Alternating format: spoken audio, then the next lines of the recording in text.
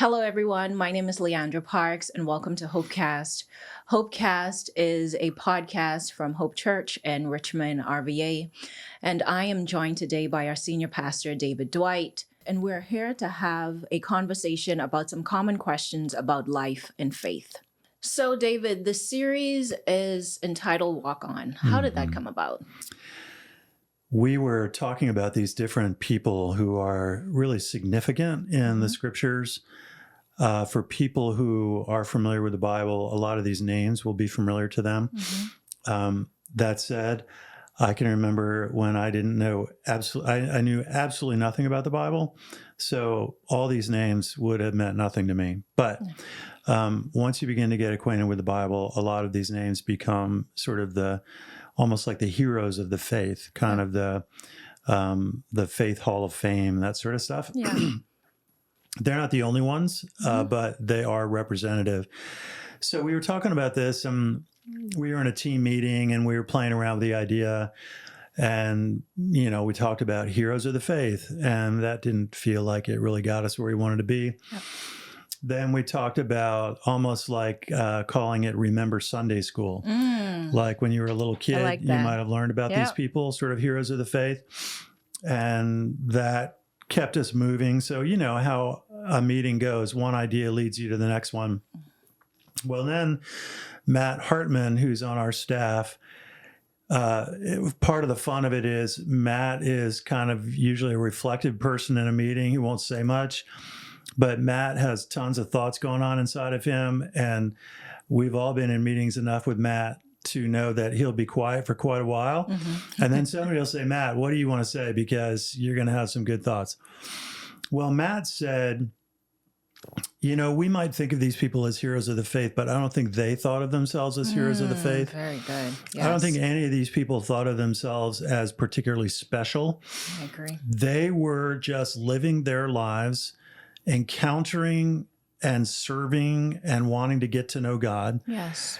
And trying to do the right thing that he was instructing them to.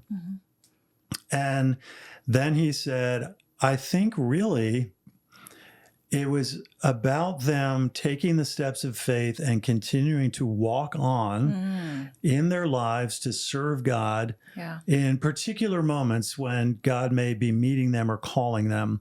That's awesome. So that helped us a lot. Yeah. I use the phrase a lot, either for a sermon or a sermon series. You work with it, and you feel like we're really onto something here, but we haven't quite cracked the code. Yeah. And Matt saying, let's call it Walk On, felt like it cracked the code. Like literally, awesome. It felt like you opened the door to a safe and discovered all of the stuff that was behind that door. We just had to get the tumblers to fall into place. Right. So part of what I really liked about it is if we talk about like heroes of the faith or Remember Sunday School, people who have a church background will remember these names and they'll think, oh, those are like the untouchable mountaintop kind of people. Yeah. And I'm nothing like them. And so we can be inspired by them, but there'll be such a gap that we'll think, oh, well, I'm nothing like them. Very true. So it becomes like telling stories, but it doesn't really impact our day-to-day lives. Yeah. When Matt said, I think we should call it Walk On, these people thought of themselves as ordinary. Right. They did the obedient thing in certain moments with God. Now all of us are like, yes, that's us. Yeah. So we can see ourselves in the stories now. We can see ourselves included in God's life writing, in the work, the biography writing that he's doing. And so it seemed to take the idea from kind of the ether and bring it home, where we could all say, yeah, okay, I understand that idea. Right. And one of the ideas that I mentioned in the first week that people spoke back to me about was, I said, we're reading about substantial stories, but most acts of obedience feel small in the moment.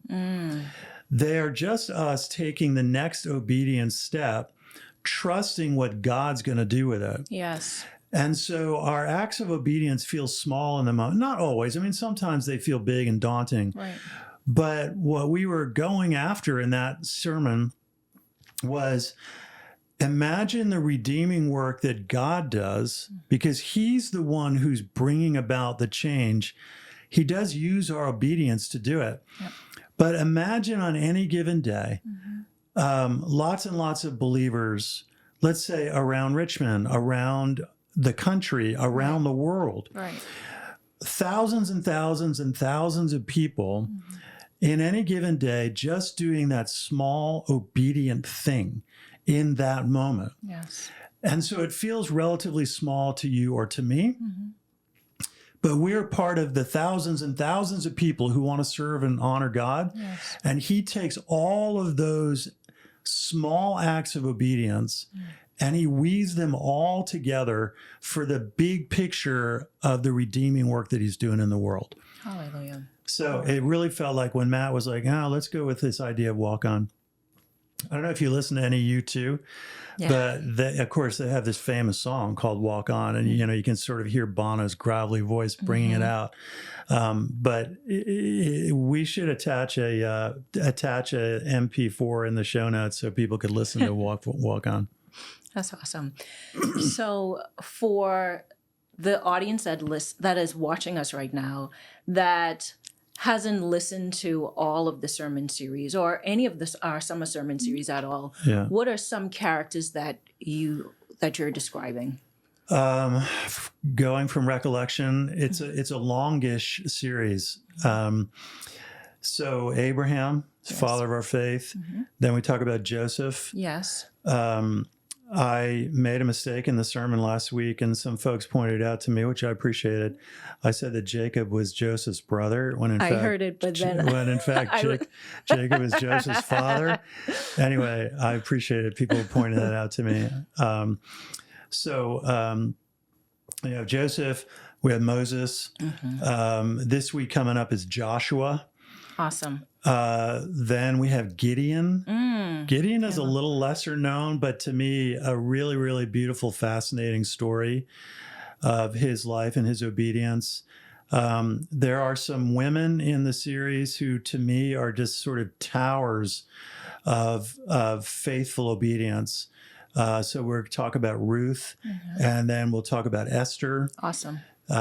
So that's those are different people. If you can remember as a little placeholder, let's try to come back to Ruth and Esther because it made me think of a thought for later in our conversation. Okay. So when you think of the word faith, what does that mean to you? Or can you describe faith to someone that doesn't have faith? Yes, and part of the reason I think that's easy is because everybody has faith. It's just a question of what your faith is in. Very true. And how do you understand it?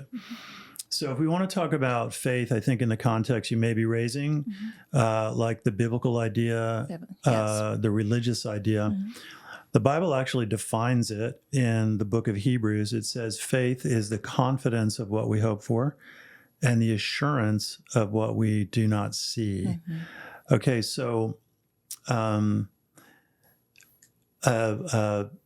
street level way of saying it to me would be faith is trusting without knowing everything.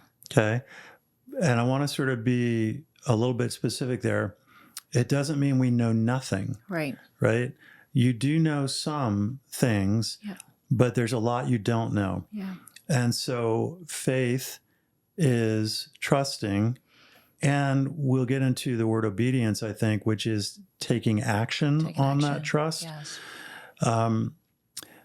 When we don't know everything. Sometimes in religious circles, people have heard the phrase blind faith. Oh man, that's just blind faith. In the Bible, it's never blind faith. In fact, in the Bible, it's usually what you might call reasonable faith. That is, you have enough evidence to know God's reality and to trust it. But there's much that you don't know and much that we don't know. But you take the steps and you act on it and you move forward. And God continues to reveal as we go. Yes, we go. Yep. Right. So this is one of the things about us as human beings. I said in the first sermon in the series, most of the time we human beings are desperate to eliminate faith from our lives. In other words, we want to eliminate any unknowing. Yeah. But if we actually thought about that and unpacked it a bit, you realize it's not possible. One, I made the point, would you want God to show you and tell you everything that's going to happen in your life in the next 40 years? I think most of us would recoil from that and basically go home and pull the covers over our head. Right. Right? God's faithfulness will be with us. There'll be beautiful, joyful things. Yeah. Some we anticipated, some we didn't. And there'll be really hard things. Yeah. Some we may have anticipated, some we didn't. The other issue, of course, which is stating the obvious, we can't know everything. Only God can know everything. And so faith is trusting because we have enough evidence and enough reason to trust, but we don't know everything. We don't know everything. Right? Yep. Now, going back just a step, I said everybody lives with faith. That's true. And I don't mean to be cute, but the principle is exactly the same. If you keep your money in a bank, you're living on faith. Very true. You are believing that that bank will be solvent, that the money is safe, and that it'll be there. Yes. So you're trusting in something. You don't know that, right, but you have enough reason to believe it's highly probable. Yeah. Okay. So you can, I mean, money is a big topic, right? A lot of people put their faith in their money. Yes. They find it gives them security. They look in their bank accounts on their apps on their phones or their investment accounts, and it makes them feel secure. Yeah. Do you know that that money's always going to be there? You're trusting that it's a really good thing to do. But, right, let's go back to 2008 when, markets crash and people lost so much money. But I think people get the point, right? Every human being operates on faith. Right. It's just a question of what your faith is in what particular situation. Yep. I want to go back to what you said just a moment ago about security. When I think of faith, I also think of the ability to hear from God and listen to God too, which also leads to, well, I don't know if it'll lead to it, but trust is in that area, obedience is in that area. You also mentioned security. So do you think that someone who has faith, this is godly faith, is also, they're also secure in knowing that God will work all things out according to as he planned based on his promises. In addition to that, also listening to God. Because I think like those two elements, the listening part of it and the security part of it, and this is just for me, also helps me with my faith, but I'm not 100% sure if that's the case for everyone. Yeah. Well, I think now you're opening a bigger box of nuances to, let's just confine it or define it to Christian faith. Okay. People live and act on and grow in their faith in some ways that are common to most Christians and in other ways that are sort of individual. Okay. So, for instance, I tend to be a person who is hungry for and wired for knowledge, questions that to me are important. Yes. They may be philosophical types of questions. They're things like, how do we know God exists and all this sort of stuff. Right. People say a lot, what's normal to us, we think would be normal to everybody, but we realize that's not necessarily the case. Yeah. So I would say I came to begin in my relationship with God saying yes to Jesus Christ as Lord and Savior really through an intellectual search for answers to like the big questions of life. Right. And as I began to get at these questions and try to wrestle with them deeply, the Bible and Christian theology provided for me the more compelling, what to me were more compelling, reasonable answers to these big, challenging questions than any other framework, than atheism, than humanism, than other religions. Right. So I've said to people many times, I became a Christian in the beginning as a result of an intellectual search for truth. So basically, when I began as a Christian, I began by saying, God, I think you're true. Right. And if you are, I know that I want to know you and live my life with you. Yep. Once I embarked on that journey, I began to understand other things that are very important in Christian life. For instance, God's holiness and my sinfulness, Right. Jesus' death on a cross, providing forgiveness for my sin. But I didn't have any of that in my mind when I started. I know other people who would say, I started as a Christian because my life was falling apart. I knew I was fouling it up, and I knew I needed a rescue and a forgiver. Yeah. And they started their life by saying yes to Jesus' rescuing, forgiving work. So all of this is beautiful to me in the different ways that God works in our lives. But another person might say, my life of faith is largely fueled by the way I understand God speaking to me, or the way I see God answer prayer. Right. And there'll be plenty of people for whom they would say that's kind of the way their faith grows. Yeah. That's great. Some people are really wired that way. Another person might say that's not how my faith really operates or really grows. Somebody else might say, my faith grows by asking the deepest, hardest philosophical questions I can come up with. Another person will say, my faith grows when I feel God's nearness. Right. Right? So people are different in our lives and our experience. I've used the word biography a lot. Biography is 2 words, biography, meaning life writing. So God is writing our lives. Yes. And each storyline has uniqueness to it. So faith is not blind. What I should say is, are there any people for whom faith is blind, like they just completely go for it without any sense of learning, knowing, trusting? I mean, I suppose there's some people, but generally that kind of faith isn't going to last very long. When the hard stuff of life comes along, Right. we're gonna encounter questions, doubts, challenges, all of which I think are great. I think this is how our faith grows. I always encourage people, ask your questions, bring your doubts, because that's how our faith grows. So this past Sunday, you talked about Moses and his obedience with God. And in Exodus chapter 33, the last verse, I know God showed Moses his back and not his face.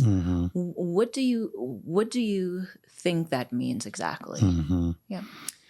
Yeah, this is just one of those scenes in the Bible that is just extraordinary. Moses has had this relationship with God. It started most substantially, at least as far as Moses knew, when he encounters God as fire in a bush. Yes. Right?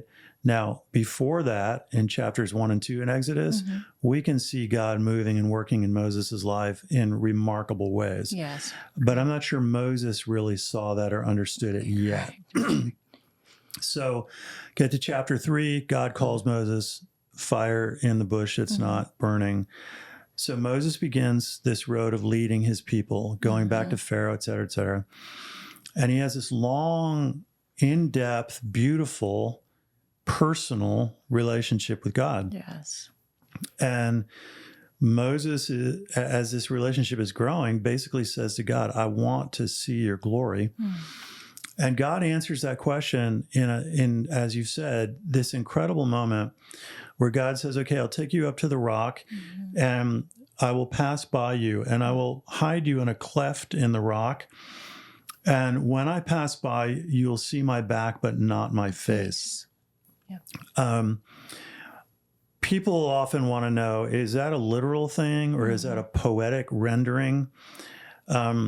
Personally, I don't need to decide if it's either one of those. Right.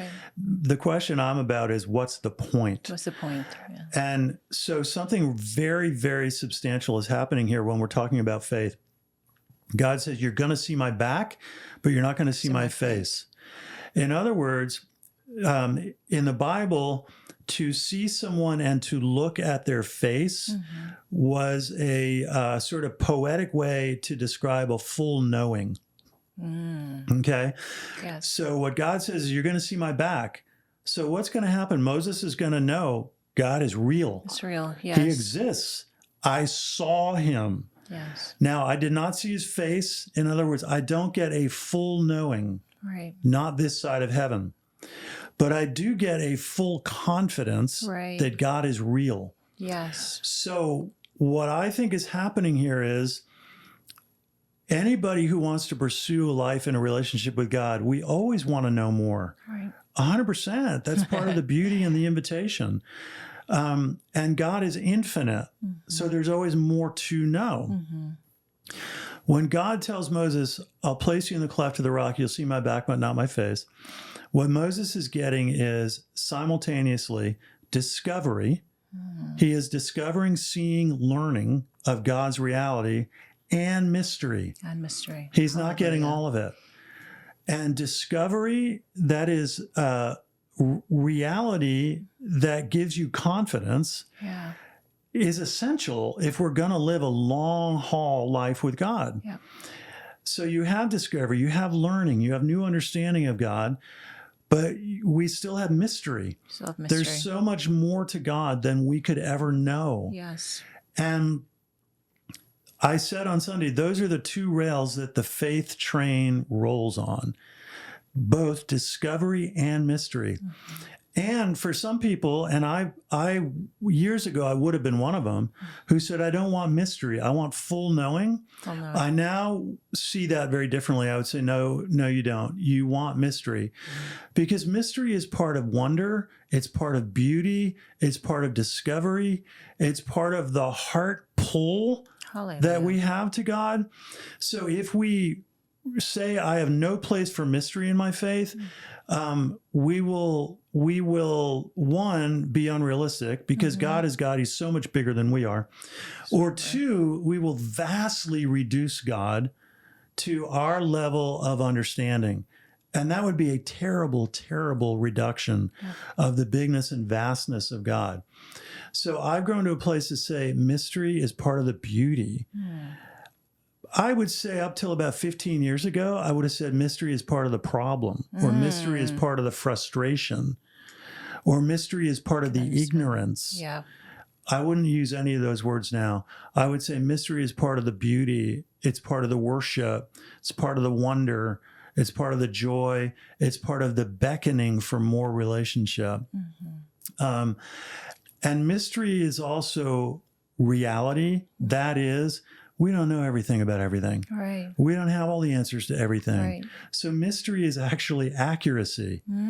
It's true to the fact that there's so much we don't know. Right.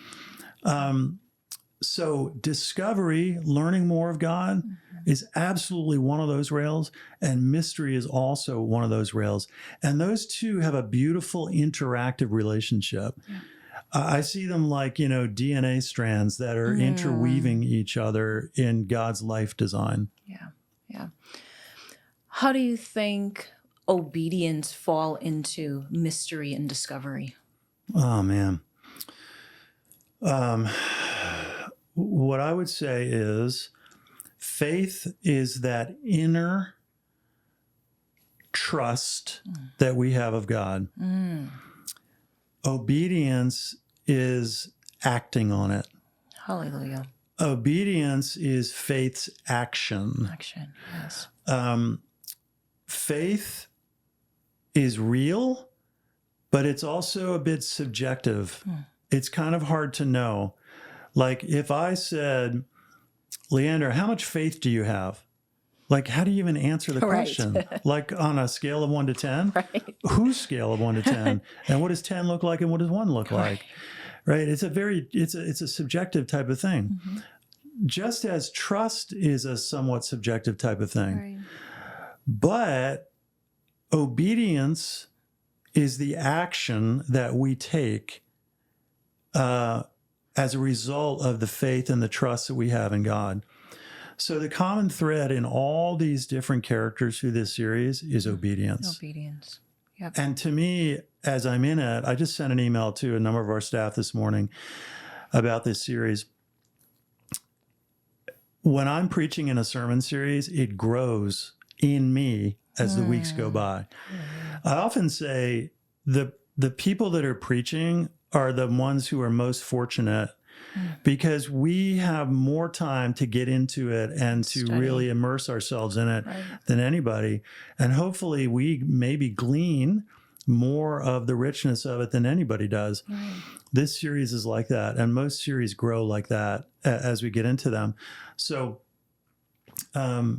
obedience is the key idea in all these people.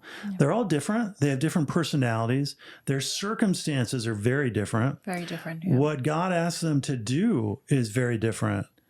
But in pretty much every single one of these stories, you have God identifying a person, calling them to serve him in a particular moment. Right. Most of these stories have a big moment. Yes. It's like, this is the crossroads moment. Right. Something really significant is at hand, and God's calling a person to serve him in those crossroads. Yes. And usually at the crossroads, the person doesn't know everything. They don't have all the answers, and they feel a lot of risk. Yes. That's really important. They feel a lot of risk. Like they're going to have to be brave. And their obedience is that. It's saying yes. Saying yes. That's a result of the faith inside of them. They say yes. They take action. But they have to do it without knowing everything. Right. Without knowing how this is all going to work out. And most of the time at substantial risk to their own well-being, their own safety. And that is so beautiful to me. Yeah. I also think of the level of trust someone have to have in God in order to be obedient. Say more about that. It sounds like you got an idea going there. So if I trust God to the level where I know that instead of me doing something, that instead of me being in control, that he is in control and I can take my hand off of it, my trust have to be at a certain level. Right? Compared to if I want to go after something and I believe that I can do it, right? And I am moving forward towards it, I don't feel like I need God. So I'm putting him on the side. But if I'm at the crossroad that a lot of the Abraham and Moses was in, I have to have, it goes back to the mystery, it goes back to the action of doing, but I feel like I have to have a certain level of trust in God to say, God, you have it, not me. And I trust you enough to believe that you would work out all the details. So I'm taking step by step by step, doing the action in order for me to get there. I mean, all of that is beautiful. I would say, at least in my observation, when I think of you, Leandra, I think of you as a person who has a deep desire to know God. And you have a substantial faith. Faith and trust are almost the same word. They're not exactly the same, but they're almost the same word. So you have a deep faith and trust in God, but it's also connected to a love for God. Very true. And this is really important. And you have a desire to serve him, which is an expression of your love for him. It's a little bit of a mystery. Why do some people seem to have a deeper reservoir of these things we're talking about and others maybe less? That's probably a whole nother podcast for another day. But As you were talking about faith, I started thinking, here's an analogy. Faith is like a muscle, and it gets stronger as you use it. Very true. It gets stronger as you use it. Most of us are not born with really big muscles, and most of us are not born with really big faith. Very true. We start with small muscles, and as we begin to use those muscles, they begin to take more shape and they gain more strength. And faith is like that. Yep. And we start out and it's kind of small, kind of squishy, like a little kid's muscles. But as we use it, it tends to grow. And here's a beautiful thing. You probably know this. But let's say you begin to really pay attention to this, and you're wanting to go to the gym, and you really want to grow your muscle strength. When you work out with weights, or you do something where your muscles are sore, you're actually making them stronger. You're increasing the muscle mass. Which enables them to bear more load, so to speak. But the soreness, you know what it is? You actually bruised your muscles. So if you go and you lift weights and you're sore the next day, what you did was you bruised your muscles. But you know what you did? You bruised yourself intentionally in order to make yourself stronger. Yes. So let's take this to faith. If faith is a muscle and it grows with use, we also talk about things like muscle memory. Yes. You begin to operate more with faith as an operative aspect of your life. But pain in our lives, just like pain in your muscle, bruising can actually make your faith stronger. I agree. And I think a lot of people fear pain because they fear that it's gonna reduce or remove their faith. Yeah. But so often in these people we're talking about in the scriptures and in our lives in general, pain can actually increase your faith. I agree. Say more about that. You're resonating, like you agree. What do you mean by that? I have experienced a lot of pain in my life from death of very close family members. And it's only, I'm going to repeat that, it's only because of the comfort that I have in God, knowing that He sees me and I consider Him as Abba Father, right?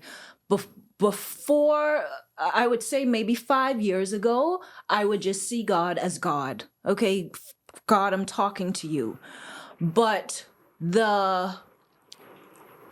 as I tend to lose people in my life, more very close family members to me. I'm aware of a number of these stories. And the pain that I have felt from that, I could have either walked away from God and not trust Him, or lean deeper into God and trust Him.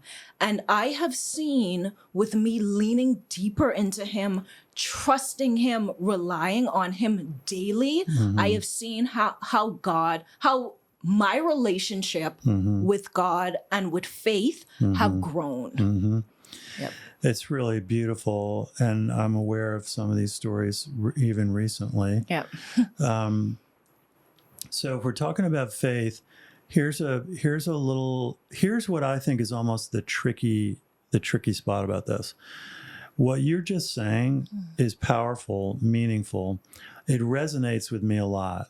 I think I understand what you're saying, and I can begin to think of some experiences in my own life where everything you're saying is true. Yeah. But you're talking about how your relationship with God and your faith in God, as you've experienced pain, you've leaned deeply into Him. You have experienced His faithfulness, His comfort, and His love. Right. So you're speaking as a person of Christian faith. Of Christian faith. To me, a person of Christian faith. And I get that. Right. But a person who has no Christian faith, no religious faith, this is where I think it gets interesting. Yep. And I remember myself being that person, right? People around Hope know that I came to faith later in my life. I remember myself being a person without that faith. I remember hearing Christians talk about faith in ways that are quite similar to what you just said. Right. And when I had no Christian faith, Right. honestly, I would listen to it and think, these people are nuts. These people are out of their mind. Like, what in the world are you talking about? Right? I had no receptors for the kind of thing you just said when I didn't have any real Christian faith or experience in my own life. Right. So, how did that change for well, you? yeah, I mean, a lot of people have heard my story. I was exposed to some Christians. I began to hear a bit. I asked questions, and it's a long story of a halting, nervous asking of a lot of questions. Right. But I do remember a night. I've shared this story at Hope a few times. I was not a Christian at all. I was starting college. I was at the University of North Carolina. There's a girl I knew who was from Florida who went to the University of Virginia. She was a year older than I am. And I had gotten to Chapel Hill because I grew up in the Northeast, so I'd come from far away. She was in Charlottesville. She'd come from Florida. She'd come from far away. So she invited me to come up and visit in Charlottesville. What I didn't know was that she had become a Christian during her freshman year. And she invited me to come visit, and we went to this cookout one night. I didn't know, but it was a Fellowship of Christian Athletes gathering, cookout at somebody's apartment. And these people were saying things a lot like you just said. They were speaking about faith realities. Right. Like, I've experienced this hard thing. I've seen God work and move and deepen my faith. And I honestly was thinking to myself, what in the world is going on here? Like, these people are out of their mind, right? I just had no reference points, no experience, no faith of my own, no way to possibly understand what they were talking about. And usually, whether it's religion or anything else, when you hear somebody who's talking about something that you have no idea about, you think they're crazy, Right. right? It doesn't occur to us that maybe I'm the one who's like last in the class on this topic. Right.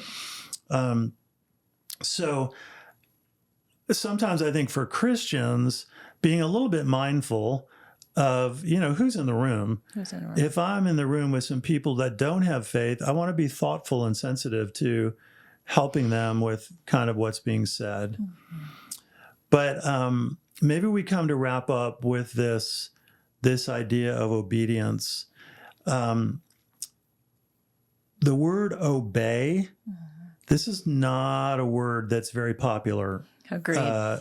Particularly in American culture these days. I don't know how it would be in your home country. Same. Okay. I think when people hear the word obey, they think of a kind of, you're just going to be kind of squashed and diminished, and you're going to be a doormat, and you're going to get walked on and all that kind of stuff. All right. I heard this recently, and I'm kind of excited about it. I think you're going to like this. I was reading this book, and the book said, do you know who the most powerful woman who has ever lived is? And I'm thinking politicians. I'm thinking, Benazir Bhutto in India. I'm thinking Margaret Thatcher in England, whatever. And the person says the most powerful woman who has ever lived was Mary, Jesus' mother. Okay. I thought you were going there. Okay. Yeah. So, like, what? All right. So, God told Mary that he had a plan that he would conceive his son, the Savior, in her. Yes. Okay. And she obeys. She obeys.